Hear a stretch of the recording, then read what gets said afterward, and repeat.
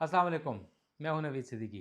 पाकिस्तान से multi national कंपनियां क्यों भाग रही हैं और बड़ी तादाद में जा रही हैं पाकिस्तान छोड़कर। हालांकि जब इंटरनेशनली पाकिस्तान का नाम बहुत ज़्यादा ऊपर जा रहा है और ऐसा लग रहा है कि माहौल बन रहा है पाकिस्तान में SIFC बना और पता ऐसा चला कि अरबों डॉलर 30-40 अरब डॉलर आएंगे, गल्फ़ कंट्रीज़ से आएंगे, OIC कंट्रीज़ से आएंगे, अमेरिका से आएंगे, यूरोपियन फ्रेंड्स हमें देंगे, मगर कुछ भी नहीं है। मगर उसके बावजूद इतने अच्छा कंडूसिव एनवायरनमेंट होने के बावजूद पाकिस्तान से मल्टी नेशनल कंपनियां क्यों जा रही हैं और बहुत बड़ी तादाद में चली गई हैं। Oil sector, pharmaceutical sector, manufacturing sector तमाम को छोड़कर जा रही हैं और ये जो है एक फॉरेन इन्वेस्टर के लिए एक बहुत एक घिनौना किस्म का एक माहौल बन रहा है और ये जो ट्रस्ट है वो शैटर हो रहा है। इसकी तफसीलात आपको आज बताएंगे कि पाकिस्तान में क्या हो रहा है, कौन सी नई कंपनी पाकिस्तान को छोड़कर चली गई है।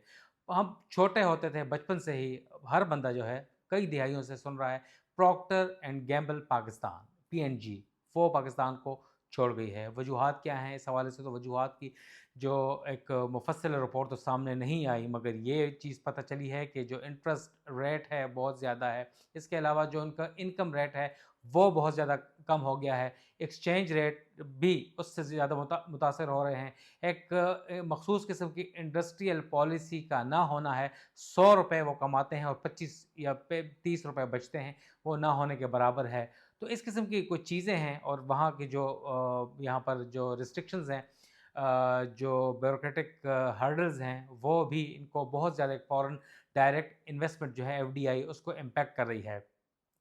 तफसीलात से आपको आगाह करेंगे कि पाकिस्तान में, इंडिया में और बांग्लादेश में क्या मवाजना है, क्या इन्वेस्टमेंट टू GDP रेशो है, फॉरेन डायरेक्ट इन्वेस्टमेंट कहाँ कहाँ से कितनी आ रही है और कौन कौन से मुल्क में आ रही है और पाकिस्तान कहाँ पर खड़ा है।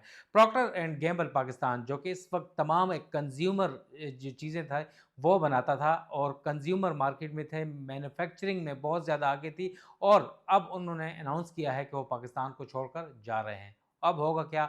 कौन सी ये जो प्रोडक्ट बना रहा है, कौन बनाएगा? पाकिस्तान के कंज्यूमर मार्केट को बहुत ज़्यादा हिट करेगी ये चीज़, और उन्होंने अनाउंस किया है कि अब वो खुद डायरेक्ट इसके ऊपर मैन्युफैक्चरिंग नहीं करेंगे।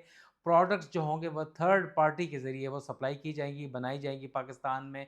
और इससे अब देखना है कि सबसे बड़ा नुकसान जो होगा वो पाकिस्तान की जॉब मार्केट को होगा, जो वहाँ पर लोग एम्प्लॉयमेंट में थे और हज़ारों की तादाद में लोग यहाँ पर रोज़गार उन्हें मिला हुआ था, और जॉबलेसनेस इससे बढ़ेगी, अनएम्प्लॉयमेंट बढ़ेगी और पाकिस्तान में ज़ाहिर है इससे गुर्बत मज़ीद नीचे आएगी और लोग क्राइम रेशो बढ़ेगा। पाकिस्तान में इस वक्त जो FDI की जो रेशो हम बता सकते हैं, कुछ हमारे पास अखबारी इत्तलात और दीगर जो ज़राए से खबरें आई हैं, $2.5 बिलियन जो है इस वक्त पाकिस्तान में FDI में है, और ये 2025 की मैं बात कर रहा हूँ। एज़ कम्पेयर टू इंडिया में क्या है?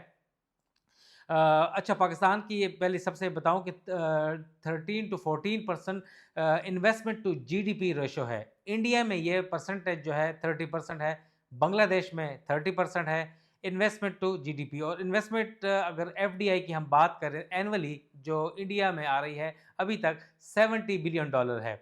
और बांग्लादेश की अगर हम बात करेंगे 2025 में, उनके हालात भी ठीक नहीं है। देखा आपने कि हसीना वाजिद के जाने के बाद वहाँ पर केओस है, अनसर्टेनिटी है, मगर उसके बावजूद इतना जो इन्वेस्टमेंट के लिए कंडूसिव इन्वायरमेंट उसके के $30 बिलियन 2025 में वहाँ पर FDI आई है, यानी फॉरेन डायरेक्ट इन्वेस्टमेंट। सरमायाकार वहाँ पर उसके बावजूद आ रहे हैं मगर पाकिस्तान से भाग रहे हैं, जैसे प्रॉक्टर एंड गैम्बल पाकिस्तान चली गई।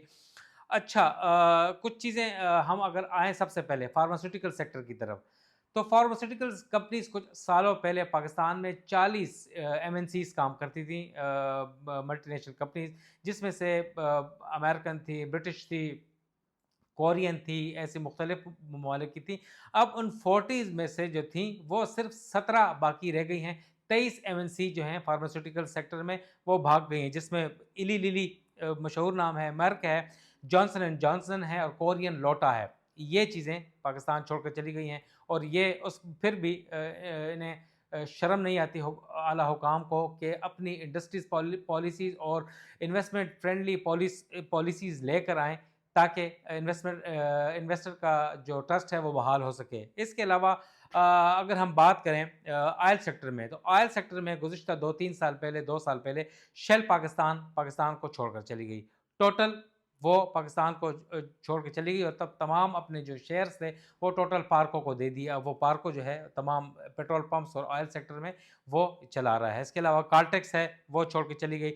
ٹیلی نار پاکستان بہت بڑا ایک ٹیلی کام سیکٹر میں نام تھا، وہ پاکستان کو چھوڑ کے چلا گیا، اور اتصالات پی ٹی سی ایل کو اپنے تمام شیئرز بیچ دیے، اور اب کچھ روز پہلے جو اس کی منظوری دے دی گئی ہے، جو مرجر ہے اتصالات میں ٹیلی نار کا، اس کو دے دی گئی ہے۔